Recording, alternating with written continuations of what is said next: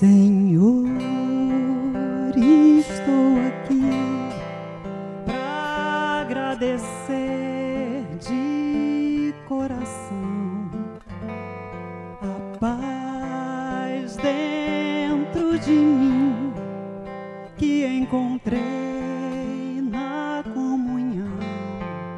Foi nessa casa que aprendi toda a beleza de viver, doando amor, vibrando luz, buscando a ti.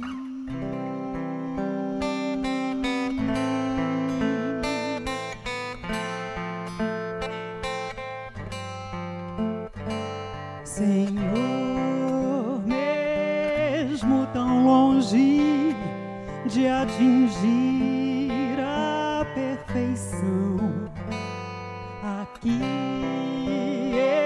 eu entendi qual o valor dessa missão. Foi nessa casa que aprendi toda a beleza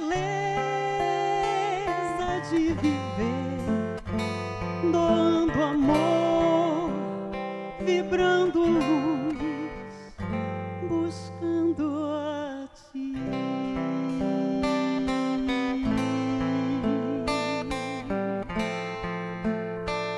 Buscando a ti.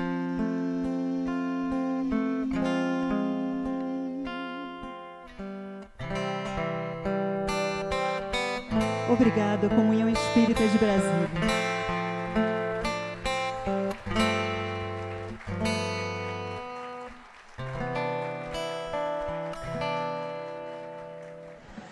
Boa noite, amigos. Que a doce paz de Jesus esteja com todos nós nesse momento. É um momento nosso, né, das 18 horas, onde a gente se reúne para fazer uma reflexão do assunto do mestre na educação pelo Espírito Vinícius. Mas antes de começar, vamos fazer nossa prece inicial, dando boas-vindas a todos vocês que estão aqui.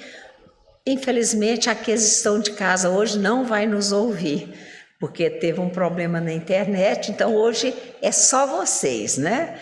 Então é só vocês, então sejam muito bem-vindos e que a doce paz de Jesus fique com cada um nesse momento e também no resto do dia. Então, elevemos os nossos pensamentos a Jesus, a Deus Pai de misericórdia, agradecendo infinitamente as oportunidades que eles têm nos dado de aqui estarmos aprendendo a cada dia mais sobre o valor da vida, sobre o valor de todas as oportunidades da nossa família, dos nossos amigos, dos nossos trabalhos, né? Obrigada pela comunhão existir em nossas vidas.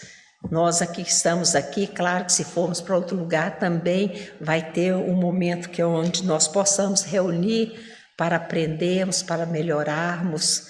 Então agradecemos por tudo isso, mas sempre a gente roga pedindo a eles, aos bons espíritos, que nos ajude nessa nossa caminhada, que nos ajude nesse momento de vida, onde às vezes achamos que está tão difícil, está tão desesperador, sem a menor oportunidade, e logo no outro dia sai um sol bonito, sai essas novas oportunidades, sai uma graça, né, de uma flor, é um amigo que nos liga ou que nós encontramos. Então olha quanta coisa boa Jesus põe em nosso caminho a cada dia. Então, só por hoje nós agradecemos de estarmos aqui, de termos vivido esse dia independente dessa baixa umidade, independente dessa fumaça toda que tem nos prejudicado, muito até, né? A gente fica saindo de um tratamento muito sério, por isso que a voz fica assim meio cortada, mas a gente agradece, porque estamos aqui, sentados aqui nesse salão, não estamos no hospital, não estamos com maiores problemas. Então, o problema que nós temos agora, vamos focar nele e vamos pedir a Jesus, pedir aos bons espíritos que nos dê uma luz para que a gente possa seguir e melhorar cada dia mais. Que a doce paz de Jesus fique conosco nesse momento, ilumine o Hilter, que vai estar aqui conosco, né, nesse momento, falando do clama sem cessar. Eu acho que é bem isso que nós às vezes falamos, clamamos, reclamamos sem cessar. E esquecemos que, ao invés disso, vamos ver o que tem de bom a cada dia, né? Para que nós possamos agradecer e não reclamar. Então, que ele seja iluminado, abençoado na sua fala. Então, nós passamos a palavra para ele. Muito obrigada.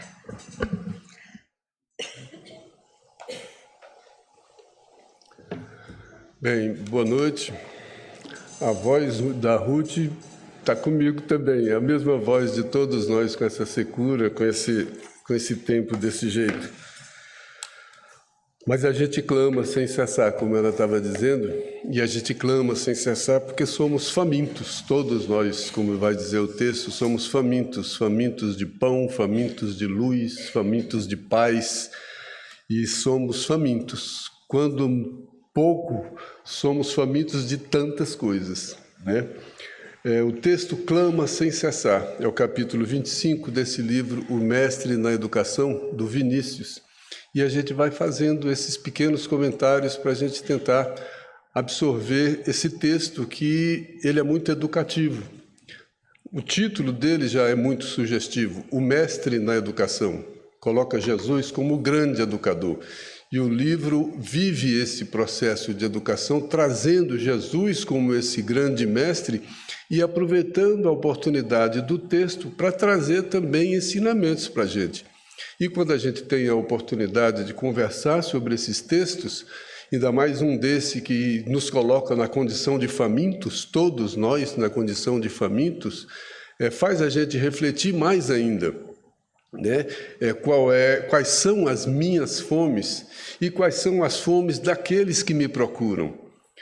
O texto diz que tem uma fome que ela chama mais a atenção porque ela é mais visível, ela é mais forte, a fome de pão. É difícil não ver a fome de pão, mas tem outro tipo de fome que é uma fome mais silenciosa. E o texto também diz que muitas dessas são as mais escondidas. Essas fomes de luz, fomes de conhecimento, tem muito tipo de fome que dá origem a uma série de comportamentos imperfeitos que nós cometemos e trazem para a gente uma série de consequências também. A gente fica pensando, né, nas consequências das nossas fomes, fome de luz, fome de conhecimento, fome de paz. Quem tem essa fome, que não consegue saciar essa fome, continua faminto disso e continua com isso ausente na sua vida. E continua sem paz, e continua sem paz de espírito, e continua sem conhecimento, e continua buscando e muitas vezes não encontra, porque a sua fome de paz muitas vezes é silenciosa. Ele fica lá no seu canto, fica lá na sua depressão, fica lá no seu quarto, fica lá nas suas noites, fica lá nos seus escuros, e pouca gente vê essa fome. E muita gente não tem olhos para essa fome. Tem muito caridoso que tem os olhos para a fome de pão. E tudo bem, é bom que não exista a fome do pão. É necessário não existir a fome do pão. Mas e as outras fomes? As igrejas, os centros religiosos, são lugares de matar também essa outra fome. A fome de Deus, a fome de Jesus, a fome de... né? O que a gente faz quando a gente sente essa fome? O que faz a gente buscar? Muitas vezes a gente busca sem saber o que a gente está buscando. É essa fome que faz a gente buscar. E o texto começa citando um outro livro, e que também traz umas observações muito curiosas. O texto começa, o Vinícius, citando o livro Plenitude, do Amado Nervo, um capítulo desse livro que fala: todos têm fome. Aí ele começa a dissertar sobre essa fome de todos nós e alguns tipos de fome. Isso faz a gente pensar numa série de coisas, faz a gente lembrar do Evangelho segundo o Espiritismo, que fala da desgraça real, fala da gente lembrar de Jesus, que Jesus chorou pelos dois lados. Jesus chorou por quem sofria e chorou por quem estava todo feliz fazendo os outros sofrerem. Por que Jesus chorou também por quem estava feliz? Porque o motivo daquela felicidade era a ausência de luz, porque estava fazendo os outros sofrer. Isso significava o quê? Sofrimento amanhã. Então ele estava chorando pelo sofrimento de hoje, de muita gente, mas já chorava pelo sofrimento de amanhã, daqueles que tinham fome de luz, daqueles que tinham fome de paz e viviam saciando os seus desejos imediatos, e para saciarem os seus desejos imediatos causavam a miséria de amanhã, causavam as dores de amanhã. E Jesus, como nos conhecia, ele já chorava nossas dores de amanhã, conhecendo os nossos comportamentos de hoje. Imagina que espírito seria esse que olha para a gente, tudo bem, todo feliz, conseguia fazer um monte de coisa, mas a que custo? A que preço? Fazendo tantos sofrerem. Isso é sofrimento, isso é falta de luz, isso é fome de luz, isso é fome de Deus, isso é fome de evangelho, isso é fome de conhecimento.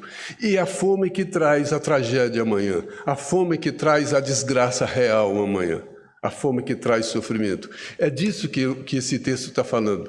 E a gente vai andando para lá e para cá para mexer com a gente mesmo, para a gente identificar algumas das nossas fomes, mas, acima de tudo, para a gente aprender a identificar a fome alheia, aprender a passar pelo outro e enxergar a fome dele, que às vezes nem ele está enxergando. Às vezes seus familiares não estão enxergando. Tem gente que tem um filho faminto e não percebe que o filho está faminto. E o filho vai procurar esse alimento em outros lugares tão distantes, em pessoas às vezes tão despreparadas.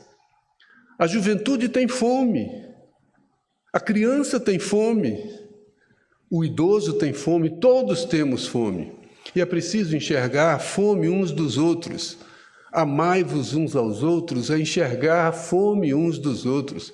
Fazer ao próximo o que a gente queria que fizesse com a gente, é enxergar, a partir das nossas fomes, identificar a fome alheia, porque a gente se enxerga uns nos outros e dá para a gente perceber a fome alheia. E a fome alheia não pede aquela caridade ostensiva, não pede aquela caridade que humilha, não pede aquela caridade do superior para o inferior. É diferente, é de faminto para faminto. É de quem tem fome para quem tem fome. É de quem conhece a fome. É de quem compartilha da fome. É diferente isso. E o texto vai falando sobre isso. E ele começa dizendo o seguinte, olha, nesse orbe, nesse planeta, todos têm fome. Fome de pão, de luz, de paz, de amor. E ele continua. Esse é o mundo dos famintos. Esse é o mundo dos famintos. Aí a gente já começa a fazer as relações, né? O mundo dos famintos. Quem seriam esses famintos? Aqueles do escândalo, que o escândalo é necessário, mas ai daqueles por quem o escândalo vem. Esses famintos são aqueles que cometem os escândalos? São. Então esse é o mundo dos escândalos, esse é o mundo dos imperfeitos, esse é o mundo dos famintos, todos famintos. Fome de pão é mais dramática, é mais ruidosa, é a que mais comove, porém não é a mais digna de comiseração. Ele já começa a fazer alguma coisa para a gente pensar. Apesar dela ser mais melodramática, como ele diz aqui, apesar dela ser mais ruidosa, apesar dela comover mais, ela não é a mais digna de comiseração. Aí eu pensei e me lembrei que no Evangelho segundo o Espiritismo fala da desgraça real. E eu fui lá no Evangelho segundo o Espiritismo para buscar, para entender por que ele está dizendo aqui que talvez essa fome de pão não seja a mais digna de comiseração. Aí lá no Evangelho segundo o Espiritismo, no capítulo 5, fala da desgraça real. Olha o que Kardec diz. A desgraça real não é absolutamente, é relativamente. Não é absolutamente a que os homens, os infelizes, supõem. Então, a desgraça não é aquela que os desgraçados supõem serem as desgraças. Os desgraçados no sentido de os infelizes, né? Eles a veem na miséria. Então, a desgraça real não é necessariamente, absolutamente, a miséria. A miséria é um tipo de problema. Mas aí ele continua. Sim, a desgraça para os que só veem o presente. Para quem só vê o presente, a miséria pode ser a grande desgraça. Mas essa grande desgraça, para quem só vê o presente, para quem vê o espírito, pode ser uma bênção. Para quem vê o espírito, pode ser um grande processo educativo, pode ser um grande momento de aprendizagem, pode ser um grande momento para trazer humildade, pode ser um grande momento para trazer compreensão, para trazer uma série de coisas que o espírito está faminto, por isso que ele recebe as consequências, muitas vezes até dessa miséria. Então ela não é absolutamente. A desgraça para os que só veem o presente. Aí sim talvez fosse desgraça. Bem-aventurados os aflitos. Ah, por que bem-aventurados? Cadê a bem-aventurança do aflito? Para quem só olha para agora. Para quem só enxerga essa encarnação, cadê a bem-aventurança da aflição? A bem-aventurança da aflição é a oportunidade da lição. É a oportunidade de aprender. É a oportunidade de aprender com a dor, com o problema, com a situação difícil, com as circunstâncias que conversam com a gente como se fosse Deus. As circunstâncias, às vezes, representam para a gente a voz da lei divina, trazendo para a gente aquilo que a gente precisa. Para esse processo de educação da alma. E educação da alma é virtude. Educação da alma não é somente a educação técnica, não é somente aquela que vai me ensinar uma profissão. É aquela que pode até me ensinar a profissão, mas aquela que vai me trazer, acima de tudo, virtude.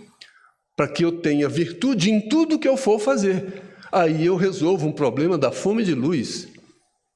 Aí eu posso resolver um problema da fome de paz. Porque onde não tem a virtude, não vai ter paz. Porque onde não tem a virtude, vai ter a consequência. E a luz traz essa compreensão, a compreensão da consequência. Não dá para a gente viver de maneira inconsequente, achando que minha vida começou no berço e vai terminar no túmulo. É muito inconsequente, é muito ingênuo. Às vezes é infantil. É preciso entender as consequências. Ação, reação, causa e efeito. A verdadeira desgraça, porém, está nas consequências de um fato. Isso é o Evangelho segundo o Espiritismo ainda. A verdadeira desgraça, porém, está nas consequências de um fato mais do que no próprio fato. Se a gente parar um pouquinho, a verdadeira desgraça, às vezes, está nas consequências do fato, mais do que no próprio fato. Qual a consequência dos meus atos? Às vezes, o ato em si, o fato em si, me traz até uma consequência boa. Eu posso enganar você, eu posso trapacear, eu posso fazer um monte de coisa, e a consequência imediata para mim vai ser o proveito que eu tenho de ter te passado para trás. Mas qual vai ser a consequência do meu ato? Qual vai ser a consequência desse ato? E muitas vezes, quando a gente não entende, não raciocina, não percebe a existência como um espírito que vem de longe e vai para longe, quando a gente enxerga a nossa presença, a nossa manifestação espiritual apenas como nasceu e morreu, essas consequências diminuem. Aí a gente aceita mais o vale tudo. Eu preciso ser feliz agora. Vale tudo. Aí eu quero. Aí vale enganar. Aí vale trapacear. Aí vale fazer tudo para eu ser feliz agora. Por quê? Porque aí é uma relação inconsequente com a vida. Aí os meus atos não vão ter por base as consequências desse ato. Não consequência imediata para o dia de hoje, para o dia de amanhã. Consequências espirituais. Consequências para o espírito, que o espírito está aqui para adquirir virtude. O espírito não está aqui para adquirir bens somente. Pode adquirir bens, ninguém, não tem aquela campanha contra os bens. Não tem uma campanha contra o mundo material. Não, dá a César o que é de César. Está vivendo no mundo, vamos viver no mundo. Mas não dá para viver no mundo sem virtude. Não dá para viver no mundo sem construção. Não dá para viver no mundo sem aperfeiçoamento. Não dá para viver no mundo sem crescimento espiritual, sem esse processo educativo, porque essa é a função. Para isso que eu estou aqui. E às vezes, quando a gente não enxerga esse ponto de vista espiritual do espírito, a gente reduz tudo a essa encarnação, aí passa tudo a valer. Aí dentro desse vale tudo, salve-se quem puder. O que o mais poderoso vai fazer? O que o que entende mais vai fazer? O que o que sabe mais vai fazer? O que o que tem mais força vai fazer? Usar aquilo que ele tem mais para explorar aquilo que os outros têm de menos. É uma lógica, mas é uma lógica perversa. É uma lógica de ausência de luz, do faminto de luz. É uma lógica do faminto de entendimento. É uma lógica daqueles que Jesus chorou por eles. Porque aqueles que vão trazer o sofrimento de amanhã. E Jesus já chorou antecipado. Já chorou antecipado pelo conhecimento que ele tem da alma humana. Ele está vendo a construção do sofrimento. Dá para imaginar o sofrimento. Hoje, a gente, com o conhecimento mínimo que a gente já tem das coisas, a gente já consegue perceber a construção do sofrimento. Às vezes a gente vê alguém fazendo determinadas coisas, a gente já fala, poxa, vai trazer tanto problema, vai sofrer por isso. A gente já imagina um Jesus. Então a verdadeira desgraça está nas consequências de um fato mais do que no próprio fato. A infelicidade, ela pode estar na alegria, no prazer e na satisfação da vaidade, que o fato em si não vai mostrar isso. O que vai mostrar a infelicidade vai ser a consequência desses fatos, que trouxeram naquele momento a alegria, o prazer e a satisfação. Mas foi um momento muito fugaz, um momento, sabe, fogos de artifício, que todos os doutrinadores falam. Emmanuel fala muito dessa felicidade de fogos de artifício, aquela luz que brilha no céu e você olha, ela já apagou. É a felicidade desse mundo. É um foguete, é um fogo de artifício. É uma luz que não... Agora, a luz que se acende daquele que tem fome de luz é outra coisa. Porque é luz no olhar. É luz no olhar que passa a enxergar diferente, que passa a entender diferente. E extrapola a encarnação, extrapola o corpo, extrapola tudo isso, porque passa a refletir de acordo com o que Jesus falou. Buscar primeiro o reino de Deus e sua justiça. E o que é esse reino de Deus e sua justiça? É o reino do Espírito. E é aí que vem a justiça. Qual justiça? A fome de luz vai trazer sofrimento por consequência. E a alegria foi tão rápida. E as consequências vão demorar tanto. E a gente faz essa troca sem perceber. Sabe por quê? Porque a gente é imediatista, a gente quer a alegria de agora. Tem hora que a gente faz alguma coisa que a nossa consciência avisa. Não faça. Ela alerta, mas a consciência não é obediente a gente. Ela só fala. Não tem quem consiga mandar a consciência calar. Não tem valentão que consiga mandar a sua consciência calar. Ela não se cala, mas também ela não obedece. Ela avisa, vai dar problema. E é só esperar. Porque a consciência é o nosso ponto de relação com Deus. É o nosso ponto de relação com a lei divina. É o lugar onde a gente encontra com Jesus, na própria consciência. É ali onde a gente vai construindo esse reino de Deus. Na consciência, no sentimento. E à medida que a gente vai construindo esse reino de Deus, vai ampliando a consciência e ela vai nos avisando. E a gente fica esperando que Jesus venha falar. Ele está falando pela consciência. E eu não estou ouvindo a consciência porque a consciência é minha. Ou às vezes nem é minha, porque eu não queria que ela dissesse aquilo. Eu estou chateado com ela. Eu estou querendo fazer, ela está me avisando para não fazer, e eu mandando ela calar e ela não cala. Ainda bem. Mas só que ela não tripudia, ela não fica depois falando eu não falei, isso quem faz somos nós, a consciência não. Ela silencia.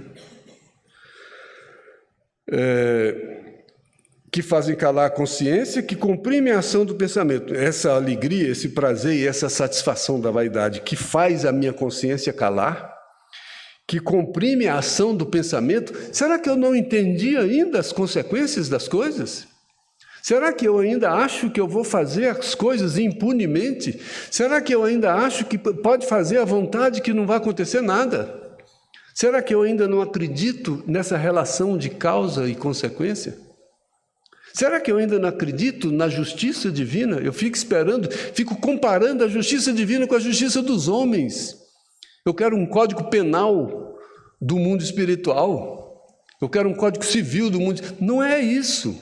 Não vai ter. Bom, voltando para o texto, o autor pergunta: e esse faminto de amor, né? O que você me diz daquele faminto de amor que deseja que alguém queira bem a ele, que deseja afeto e que busca esse afeto, procura esse afeto por todo lado, passa pela vida procurando afetos e não encontra? Não encontra uma migalha de afeto, de carinho, que passou pela vida sem encontrar carinho. Passou pela encarnação faminto de afeto. Ninguém viu. Os invisíveis. Tem tantos invisíveis, cheios de fome. E ninguém viu. Viu só o da fome do pão. Bom que viu. Bom que viu. E continua perguntando: e o faminto de luz? Né? Imagina a fome de um pobre de espírito que anseia por conhecimento. Olha a figura que ele usou. E se choca sempre com o granito do pedestal da esfinge. Olha que figura. A esfinge está lá, aquela imagem bonita. E aquele com fome de espírito, ele não consegue chegar até lá. Por quê? Porque ele esbarra no pedestal de mármore, que não quebra, que não abre espaço, que não dá passagem. Então ele não consegue passar do pedestal. Não é por conta dele, é que o pedestal segura ele. O pedestal impede, fecha os acessos. Fica um caminho sem acesso. Ele não tem acesso à esfinge, porque o pedestal de mármore impede que ele caminhe. Olha que figura bonita. Isso é uma construção poética, filosófica e evangélica. E a fome de paz que atormenta esse peregrino, quem anda pelo mundo peregrinando, todos nós somos peregrinos do tempo, todos nós peregrinamos no tempo, nas nossas várias encarnações e reencarnações, somos esse peregrino. Por isso que a gente gosta tanto da palavra peregrino, e ela diz tanto para a gente, ela toca a alma quando a gente fala de peregrino. Porque nós nos identificamos. E a fome de paz desse peregrino que anda para lá e para cá, de encarnação em encarnação, ou mesmo dentro da encarnação, para lá e para cá e não encontra paz, né? Ele é forçado a sangrar. A escrita é muito poética. Ele é forçado a sangrar os pés e o coração por caminhos de acessos impossíveis. Acessos impossíveis. Quem daria esses acessos a esse faminto de luz, a esse peregrino faminto de paz? Quem daria esse acesso? O outro que não viu. Olha, e a gente que trabalha numa doutrina, por exemplo, a gente permite esse acesso ou a gente continua fechando esses caminhos? Quem trabalha num atendimento fraterno, que só quer falar, está permitindo o acesso? Chico ouvia, Jesus ouvia, falava, mas ouvia. E quem não sabe ouvir, permite esse acesso? E quem só sabe falar de si, permite esse acesso? A gente vai, né? Todos os homens têm fome, todos os homens têm fome. E todos nós estamos, por isso, em condições de exercer a caridade. Então não precisa ter dinheiro para ser caridoso. Todos nós temos fome e temos condições de exercer a caridade. Por quê? Porque nós convivemos entre famintos, entre imperfeitos, que cometem escândalos. Uns cometem escândalos e os outros, e cada um sofre as consequências dos escândalos uns dos outros. Somos esses famintos peregrinos caminhando, buscando luz, buscando um monte de coisas. Com exceção do pão, que o pão é mais fácil de ver, todas as demais fomes se escondem. Quanto mais angustiosas, mais ocultas. Curioso, né?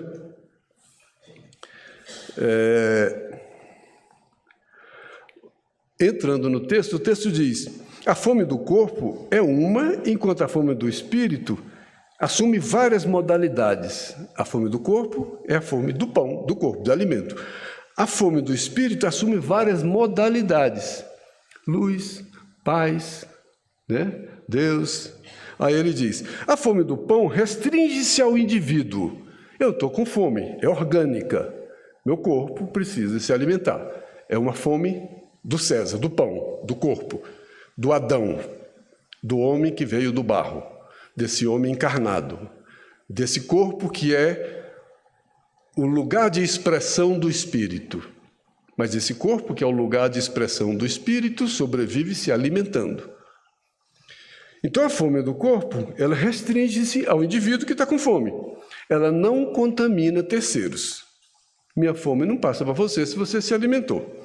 Enquanto as diversas outras fomes, a de luz e etc., a fome espiritual, generalizam suas consequências, comprometendo a coletividade.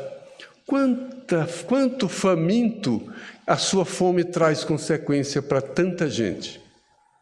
Olha as consequências que a gente sofre da fome de tanta gente, de fome espiritual, e que não conseguiu se alimentar do conhecimento, se alimentar da paz, se alimentar da virtude. Olha as consequências disso para todos nós. A gente vê aí, não vamos entrar em muitos detalhes, senão a gente acaba caindo onde não precisa. Qual a causa das tragédias?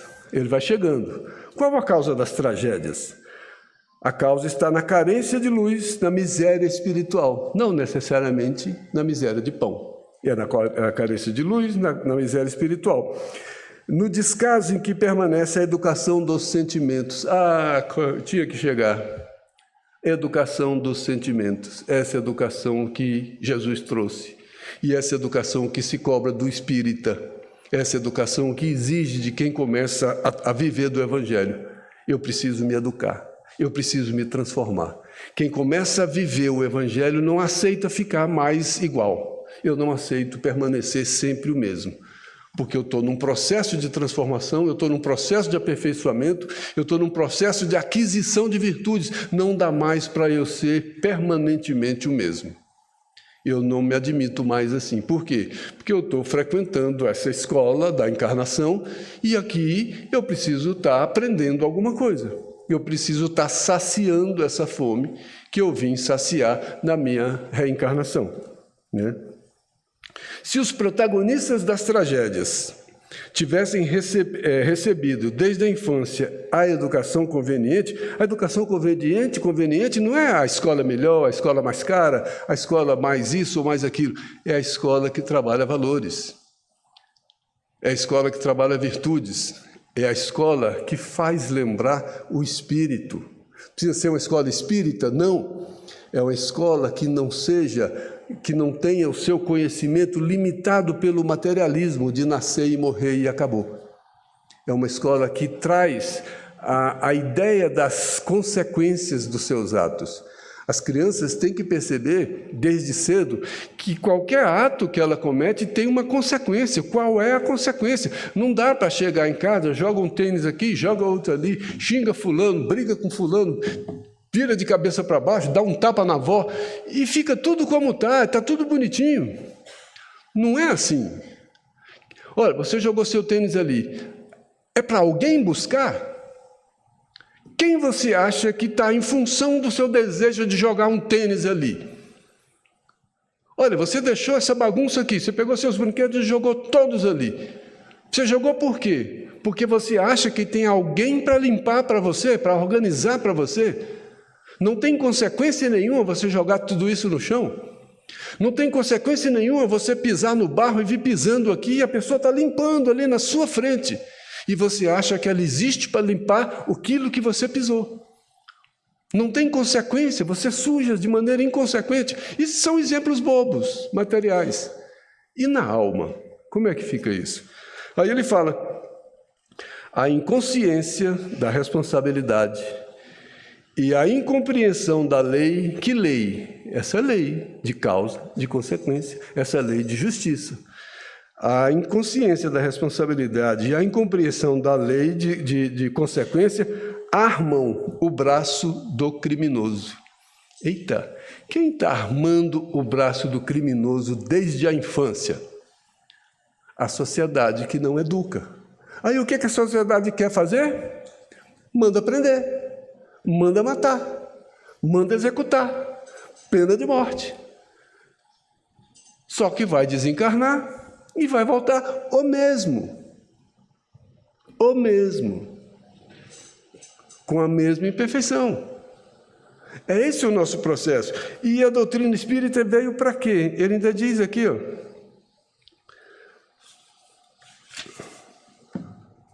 O Espiritismo, finalizando, o Espiritismo, tendo por escopo principal promover a transformação do indivíduo, não pode permanecer por mais tempo alheio ao processo cuja eficácia é indiscutível na melhoria individual e social.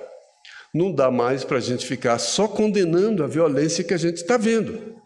A gente está condenando que tem gente botando fogo no mato seco. Será que alguém que tem consciência, alguém que recebeu uma educação, alguém que percebeu que se ele botar fogo vai matar um monte de coisa, vai matar bicho, vai matar gente, vai comprometer a vida de tanto... Será que alguém que tem consciência disso vai botar esse fogo? Será que só pegar essa pessoa e jogar ali numa cadeia está resolvendo? Ninguém está pregando impunidade. Mas será que só a cadeia vai resolver? Aquele você tirou, botou na cadeia. E quantos inconscientes estão com os fósforos na mão? E quantos inconscientes com os isqueiros na mão, botando fogo no mundo? O fogo simbólico, na sociedade, nas pessoas, nos assaltos, em tudo. Porque não tem noção de consequência. Qual a consequência máxima? É me levar ali, passo 2, 3 dias ali, depois estou solto, depois estou livre. Mas o fruto do que eu fiz, eu vou usufruir. Vale a pena para eles. A consciência não faz isso valer a pena. Se eu imaginar que isso tem consequência, isso não vale mais a pena. Porque não depende mais dos outros, depende de mim. O tempo está aí, nos pedindo para encerrar. Esse texto é muito bom, teria mais um monte de coisas para a gente comentar nesse sentido. Eu recomendo a leitura, O Mestre na Educação, capítulo 25, clama sem cessar. Nós clamamos sem cessar, porque somos esses famintos. Que Deus nos abençoe e que nos alimente, e que a gente consiga se alimentar para saciar essa nossa fome de tanta coisa. Obrigado.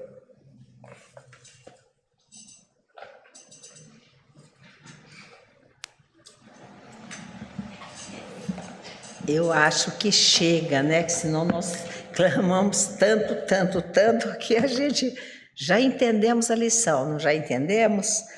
Bom, nós seguimos o Mestre na Educação, já estamos chegando no final do livro, né? Que é do Vinícius. Vamos ver qual dos outros livros que nós vamos trazer para vocês, mas já avisando da semana que vem, no dia 29/9, quem vai fazer para nós a palestra é a Roberta Assis. Ela vai falar Salvar, Educar. Então, eu já estou, a primeira vez que eu estou adiantando, né? Antes de chegar o dia. Nós vamos fazer uma prece. Vocês veem que eu e o Hilton estamos adoecidos, né? E às vezes a última sílaba fica assim meio cortada, mas vocês nos perdoem, né? Nos desculpem. Vamos ler uma mensagenzinha, a oração nossa, que é do Espírito Emmanuel, que está nesse livro aqui, ó. A gente sempre mostra. Não tem ninguém vendo em casa, né? E vocês talvez não enxerguem daí, é porque a internet não está funcionando. Passos da Vida, de Chico Xavier.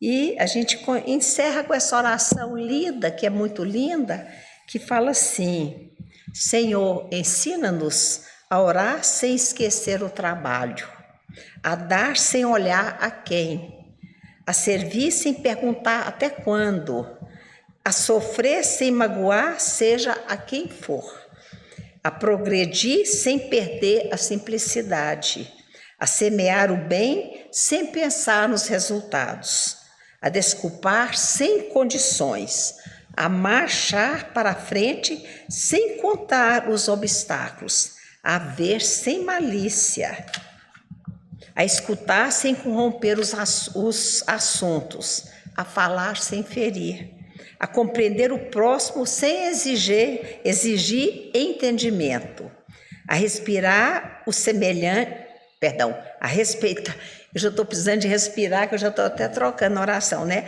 A respeitar o semelhante sem reclamar consideração, a dar o melhor de nós, além da execução do próprio dever, sem cobrar taxas de reconhecimento.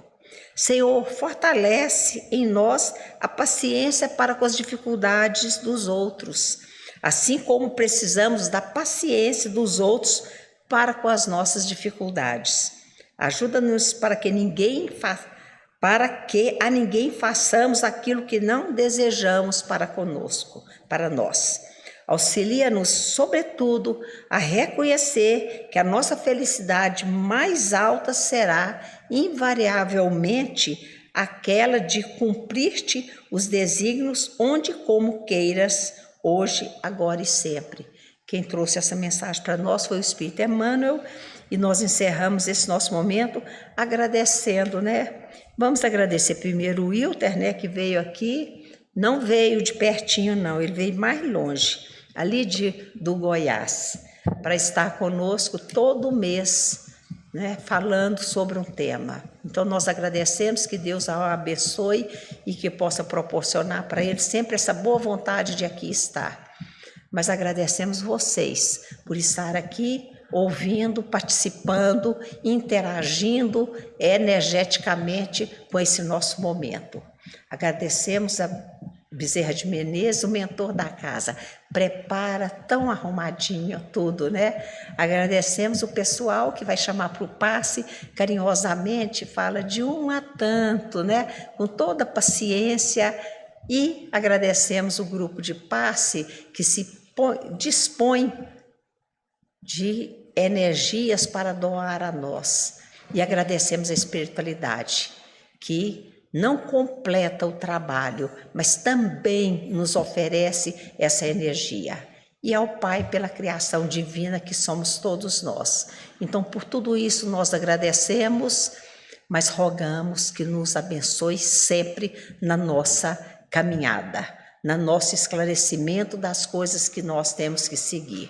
Então, que essa paz permaneça conosco hoje e sempre, que assim seja. Amigos, uma boa noite para vocês, um beijo no coração de cada um, e daqui a pouco os nossos irmãos ali vão chamar para o passe, que a gente continua nessa boa vibração, nessa boa harmonização. Que assim seja, e até a próxima. Sejam bem-vindos à nossa sala de passe virtual da Comunhão Espírita de Brasília. O passe tem como finalidade auxiliar a recuperação física, mental e espiritual, substituindo os fluidos deletérios por fluidos benéficos. Durante o passe, temos uma troca de energias físicas, mentais e espirituais, guiadas pelo melhor sentimento, que é o amor. Essa energia amorosa auxilia no reequilíbrio dos pensamentos e emoções, restabelecendo a harmonia íntima. Assim, deve ser utilizado quando sentir necessidade ou até que se sinta reequilibrado. Nesse momento em que daremos início à aplicação do passe, pedimos que, em um ambiente tranquilo, você se coloque de forma confortável, fechando os olhos, respirando de maneira tranquila e serena, para que assim possamos sentir a presença do nosso Deus de amor, Senhor da vida e da misericórdia. Entrando em sintonia com o nosso mestre amigo de todas as horas e com os mentores espirituais dessa casa, rogamos que nesse momento desça sobre nós todos os fluidos salutares e benéficos necessários ao reequilíbrio do nosso corpo físico, mental e espiritual.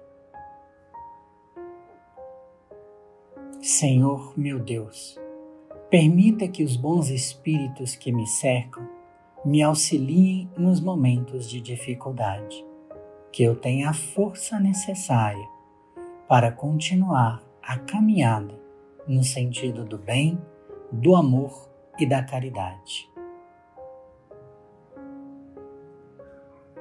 Traz, Senhor, a cura para os males do corpo e da alma, mas se não for o momento, traz o refrigério necessário para que eu continue a caminhada. Que nossos amigos espirituais possam visitar os nossos lares, abençoando a cada um que lá se encontra, trazendo a alegria de viver, a paz, a harmonia e que cada um possa colocar o amor do Mestre Jesus em seus corações. Que também os mentores espirituais possam visitar os nossos ambientes de trabalho, levando a cada canto a tranquilidade, a fraternidade e a serenidade. Que esses bons fluidos se estendam para cada um de nós, amigos e familiares, trazendo o conforto que tanto desejamos, a coragem e a fé para continuarmos a nossa estrada da vida. Estamos chegando aos momentos finais de nosso passe. Faremos então a oração que o Mestre Jesus nos ensinou. Pai nosso, que estás no céu, santificado seja o teu nome. Venha a nós o teu reino. Seja feita a tua vontade, assim na terra como no céu. O pão nosso de cada dia dai-nos hoje. Perdoa as nossas dívidas, assim como perdoamos aos que nos devem. Perdoa as nossas ofensas, assim como perdoamos aos que nos ofendem. Não nos deixes entregues à tentação, mas livra-nos do mal. E nesse momento, calmamente, vamos abrindo os nossos olhos, retornando ao nosso